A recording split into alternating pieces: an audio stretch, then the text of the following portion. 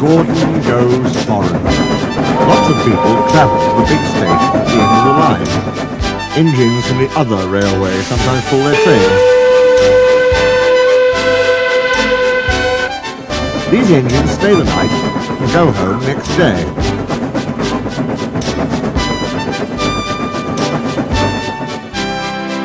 Gordon was talking one day to one of these.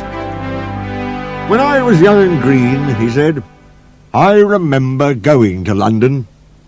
Do you know the place? The station's called King's Cross." "King's Cross?" snorted the engine. "London's Euston. Everybody knows that." "Rubbish," said Duck. "London's Paddington." "I know. I worked there."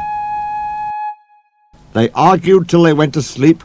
They argued when they woke up. They were still arguing when the other engine went away. "Stupid thing," said Gordon crossly. "I've no patience." "Stupid yourself," said Duck. "London's Paddington. Paddington, do you hear?"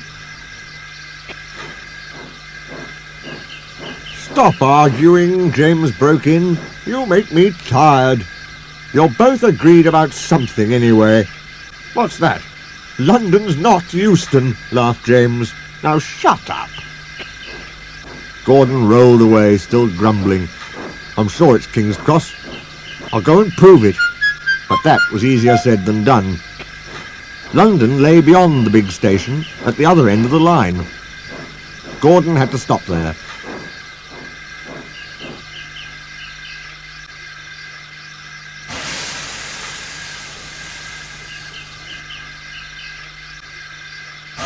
Another engine then took his train. "If I didn't stop," he thought, "I could go to London." One day he ran right through the station. Another time he tried to start before the fireman could uncouple the coaches.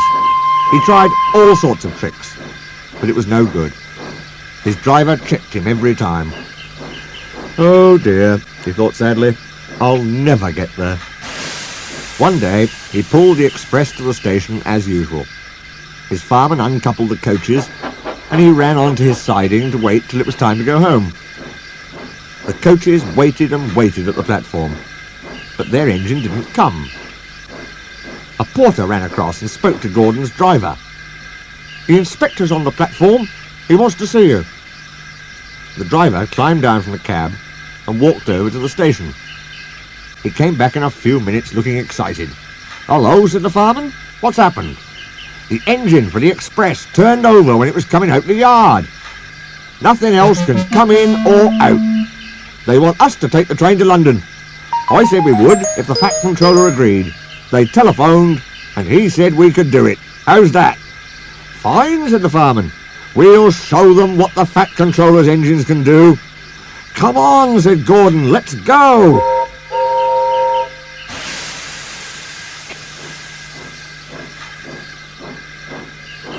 He rolled quickly over the crossings and backed onto the train. It was only a few minutes before the guard blew his whistle, but Gordon thought it was ages. "Come on! Come on!" he puffed to the coaches. "Come on, come on, come on, come on, come on, come on, come on! We're going to town, we're going to town," sang the coaches. Slowly at first, then faster and faster. "We're going to town, we're going to town, we're going to town, we're going to town."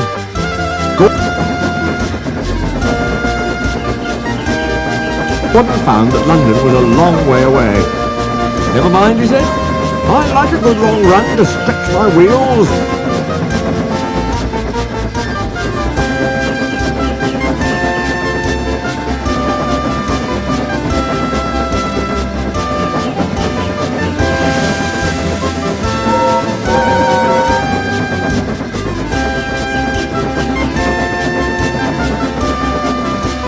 But all the same, he was glad when London came in sight.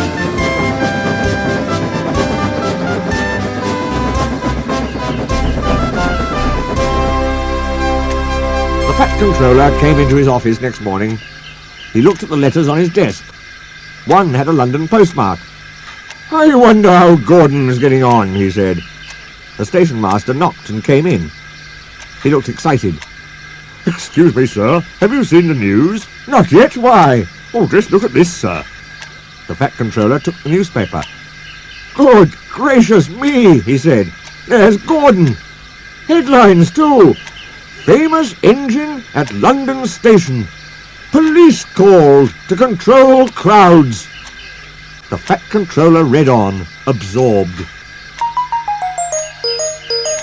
Gordon returned next day. The Fat Controller spoke to his driver and fireman. I see you had a good welcome in London. We certainly did, sir. We signed autographs till our arms ached. And Gordon had his photograph taken from so many directions at once that he didn't know which way to look. Good, smiled the Fat Controller. I expect he enjoyed himself. Didn't you, Gordon? No, sir, I didn't. Why ever not? London's all wrong, answered Gordon sadly. They've changed it. It isn't King's Cross any more. It's St. Pancras.